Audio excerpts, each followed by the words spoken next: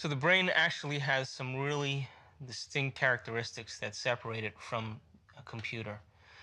The brain is actually a laboratory, and by our design and by our own will, it acts as a laboratory to take concepts, ideas, and models, and in the certain part of the brain, it builds those concepts and ideas. And it says, I'll take a little bit from what I learned here, and a little bit from what I remember here, and a little bit of my experience here. And let me take those specific areas and ask the what ifs, the possibilities, the potentials, contemplate on designs or ideals that are outside the boxes of what our present understanding is to come up with a new understanding or an enlarged box. So the brain acts as a laboratory, it's an architect. It designs models and it puts the pieces together, and its its main function is to come up with a new picture, a new concept. And by repeating it over and over again, there comes a moment when we become so involved in that concept, so involved in that idea, that we lose our attention or our awareness on our external environment, on the signals that are coming from our body to our brain, and on relative time, because all of our awareness has gone within, it's gone to that concept and idea. The moment that happens, that picture, that model, gets pushed or moves to the frontal lobe. And the frontal lobe is the area of the brain that is the executive. When an idea or a concept makes it to the frontal lobe without our mind wandering to a shopping list and the pain in our back and what time it is and who we have to call and our relationships, we put all those aside and we no longer keep re-accessing or re-interacting with parts of the brain that are already known within that box, but we're taking those individual concepts and models and ideas and building a bigger concept, and we lose track of our association to people, to places, to things, to times, to events, and we are completely focused on or concentrated on that idea. That's the moment that that idea makes it to the frontal lobe. And when that concept makes it to the frontal lobe, it becomes more real than the external environment. We lose track of the external environment. And that internal picture now that becomes more real than the external environment is literally where reality is happening, because all of our awareness is there. At that moment, another part of the brain becomes activated.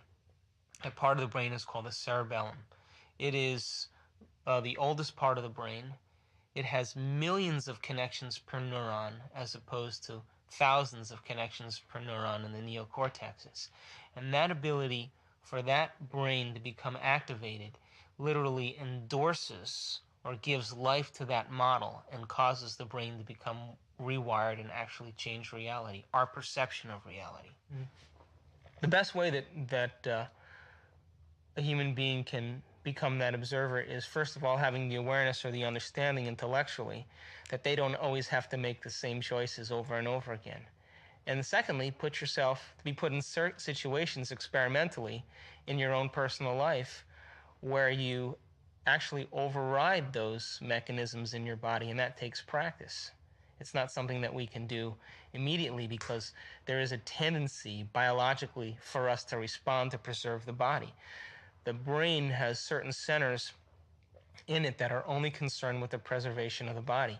And the moment that we respond, those centers kick in, and it becomes almost breaking the habit of being human. We have to gain control and override those physiological functions that happen in our body. And the moment that we do that, each time we override those physiological responses, we're changing brain chemistry and actually breaking the addiction to that stimulus and response that so many people live by every day. Is there a physical change that happens in the brain, or is it just in some nebulous mind state that this change happens? Well, in order to explain the physiological chemistry in the brain, let's just back up here and give you just a little bit more on anatomy and brain function so that we can address the chemical changes that take place in the body. But remember, we talked about that tree that has all those branches that connect to other trees, and every place that it connects forms a thought or a memory.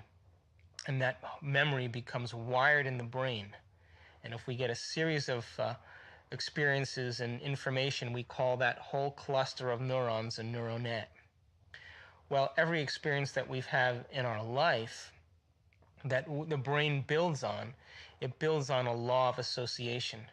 In other words, we learn about an apple by understanding first that it's red, and then we understand that it's round and it's smooth and it tastes a certain way, and it makes a certain noise when you bite into it. And so we develop a neural net that describes ourselves in terms of our interaction with an apple through our five senses.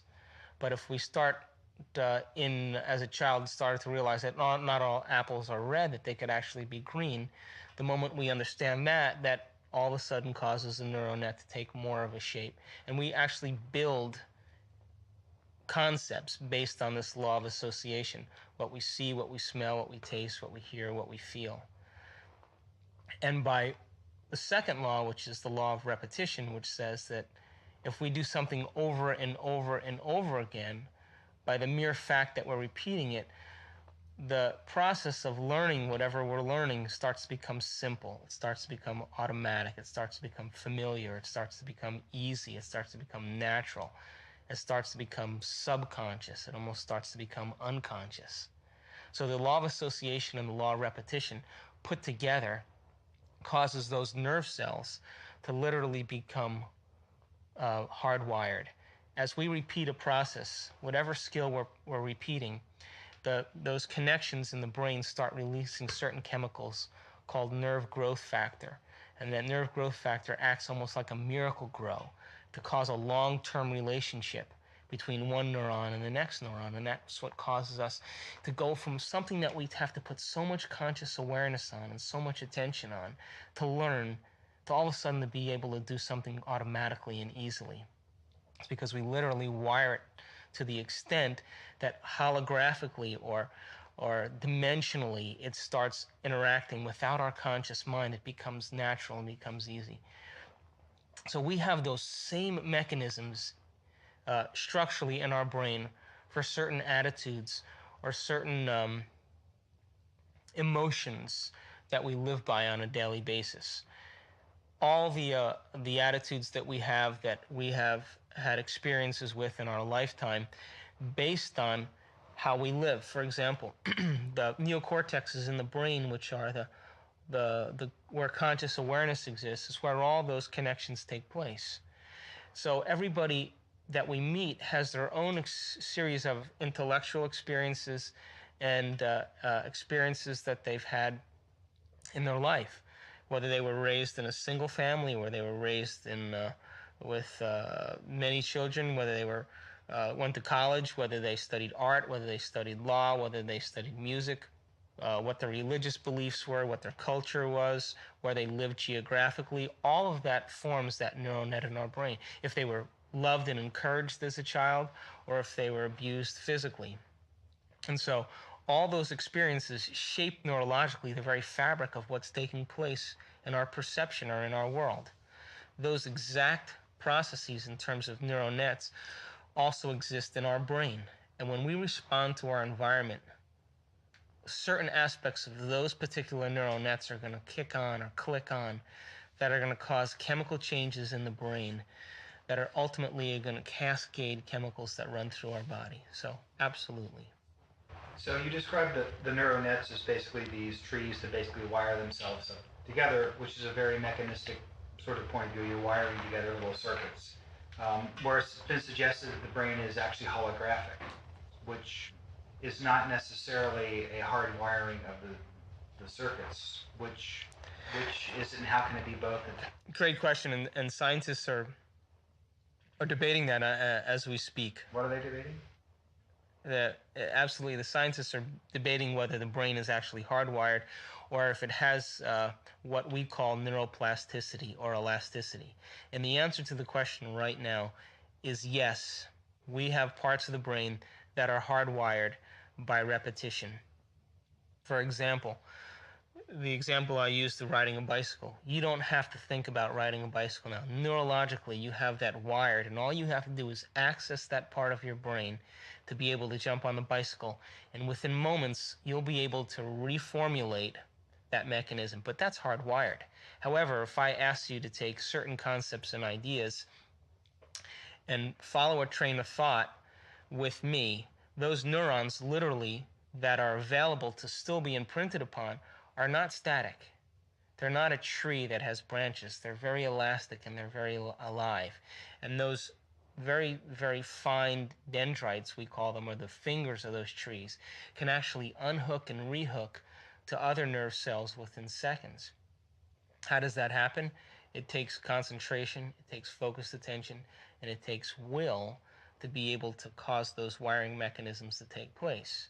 By the same means, it also takes concentration, will, and awareness to be able to stop those connections of hardwired habits that we have and we live by on a daily basis.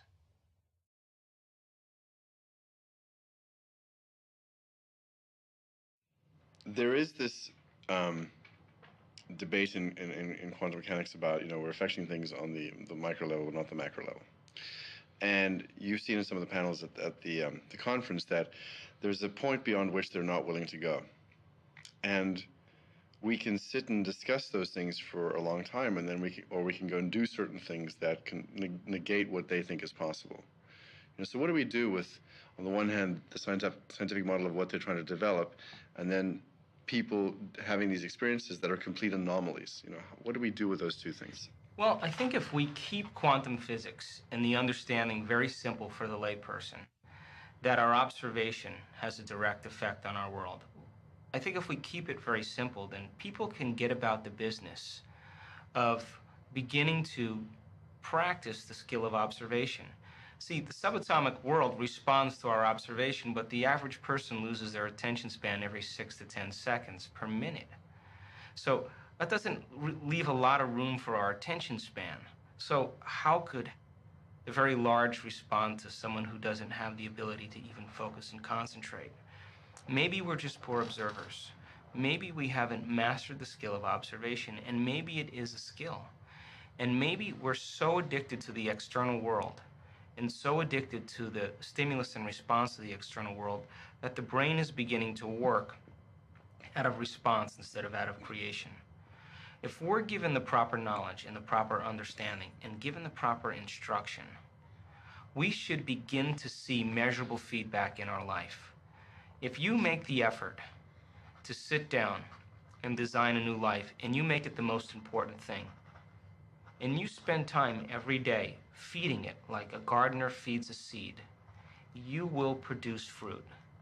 It may take some time in the beginning, and it may take some time in developing the art to control your mind from all the things that it needs to do. But most people stop because they look for the results in their world after a small amount of effort. And when they don't see those results, they immediately discount its possibility. And yet, right on the other side of that, right past that point where they stopped, is the potential still existing. We're lazy as human beings. We live in a convenience world, and if we don't get our quick, immediate fix on what we need, we're impatient. Quantum law responds to that as well. But we should be willing to sit down every day and take a piece of our day and set it aside and give thanks that we're alive, and give thanks that we have life, and give thanks for the life that we have. And then begin to observe by pure sincerity to design a new possible future for ourselves. And if we do it properly and we observe it properly, we should have opportunities begin to show up in our life, not equal to what we can predict, but outside of our prediction. It must be outside of our prediction, because when it is, we know that it's come from a greater mind. If it's equal to our prediction, then we're creating more of the same. How could we create a new world if we can predict the outcome? We're not creating anything new. And so, to look for feedback in our world, the brain loves feedback. It likes to know when it's succeeded or it's actually accomplished a task so that it'll do it again. And so, that sincerity and that level of mind gives people the opportunity then to apply first some principles of choosing a potential reality and observing it. And by doing it, they're willing to say, I know quantum physics works for the very tiny. I'm aware that it works for the very tiny as well. But when do you become a maverick and say, all of the greats that have ever lived has said it's always start with a thought or a dream, and why not get about the business of applying it to your own personal life? It's not that the quantum field doesn't respond, it's that we have to up our level of will and sincerity. And when that happens, we'll see measurable results in our life. So, these so-called spiritual endeavors, is there a way to create measurable results? There's in our spiritual endeavors, and spirit is always kind of a connotation that people get stuck on, but in the application of our life is spiritual. Everything in life is spiritual, but in the application of it, there is absolutely a way in which we can begin to see measurable results in our life. It takes practice, and it's a skill.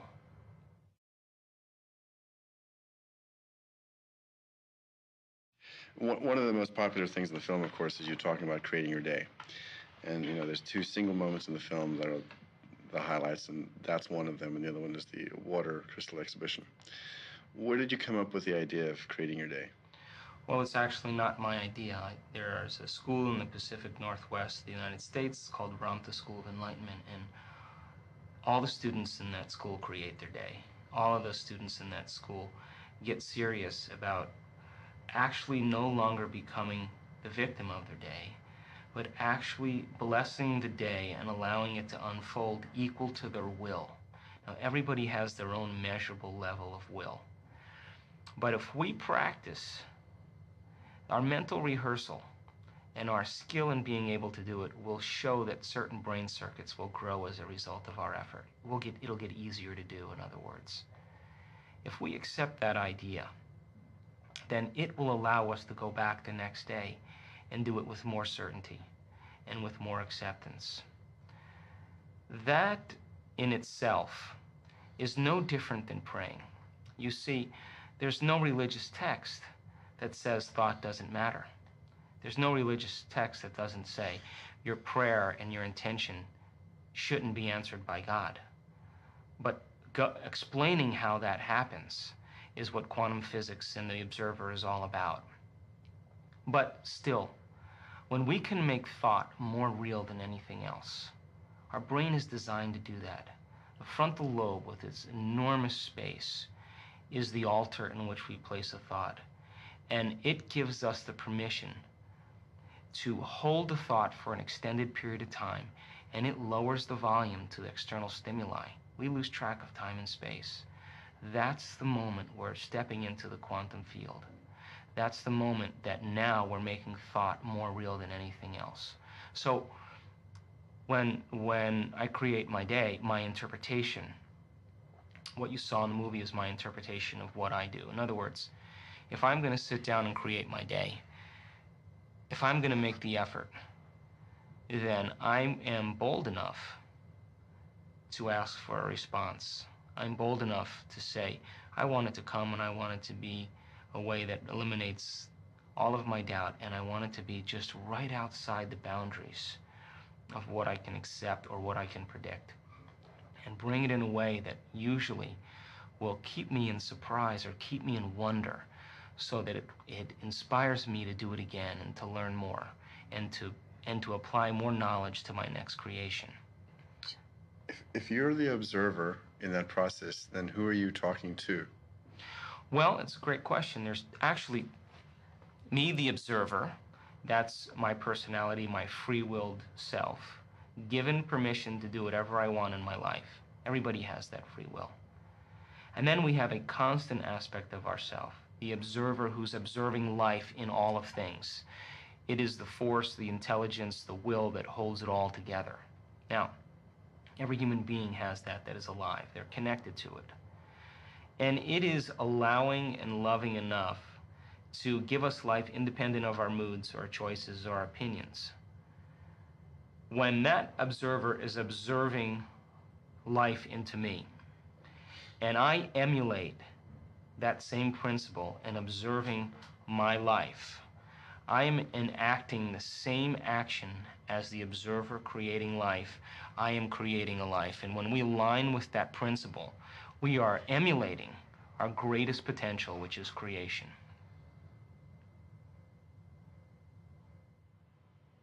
Do we live in a pre-established artifact of some kind? So I just want to bump that idea. Is there an artifact out there of objective reality? You know, because there's also this idea that we're creating reality.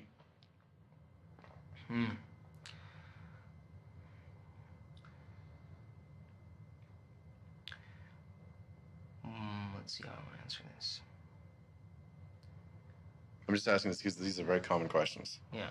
You know, I mean, I think that there's a very strong, unanimous social agreement amongst human beings because we experience the same things externally in our world, and our brain really maps a reflection of all the experiences that we can have in our world. So there is a unanimous agreement of the laws that govern 3 dimensions, 4 dimensions even. And we live by those laws, and our brain really has mapped all the possibilities and potentials over pretty much eons of experience. But there's still room for the brain to grow, and there's still room for us to evolve to greater virtues and to greater levels of mind. If that's the case, then it means then that we have to begin to break from the social agreements and the social consciousness that keeps everything intact and everything in order. That means then that we have to really gain knowledge that's outside of convention. Whether it's social convention or religious convention or scientific convention, we have to reach for information and knowledge that is beyond the boundaries of what's currently accepted. Now, to personalize that information and knowledge means we're going to apply it to actually try it out to have a new experience. Once we have that experience now, it begins to change the way in which our world should show up or present itself to us. But an experience isn't enough. We have to be able to reproduce that experience until it can become automatic. Once we do that, now we're beginning to master a new level of mind, and then we start to break from the agreements of 4 dimensions. We begin to defy the principles of this social agreement, and it is a collective consciousness, and the collective order allows the quantum field to respond to that, but by the same means, we have the ability to be able to process greater levels of mind, which then starts to separate us from this social agreement, and now we become individuals. Our reality is happening because all of our awareness is there. At that moment, another part of the brain becomes activated. That part of the brain is called the cerebellum. It is the oldest part of the brain. It has millions of connections per neuron as opposed to thousands of connections per neuron in the neocortexes. And that ability for that brain to become activated literally endorses or gives life to that model and causes the brain to become rewired and actually change reality, our perception of reality. The best way that a human being can become that observer is, first of all, having the awareness or the understanding. Use our attention or our awareness on our external environment, on the signals that are coming from our body to our brain, and on relative time, because all of our awareness has gone within. It's gone to that concept and idea. The moment that happens, that picture, that model, gets pushed or moves to the frontal lobe. And the frontal lobe is the area of the brain that is the executive. When an idea or a concept makes it to the frontal lobe without our mind wandering to a shopping list and the pain in our back and what time it is and who we have to call, and our relationships. And we put all those aside, and we no longer keep.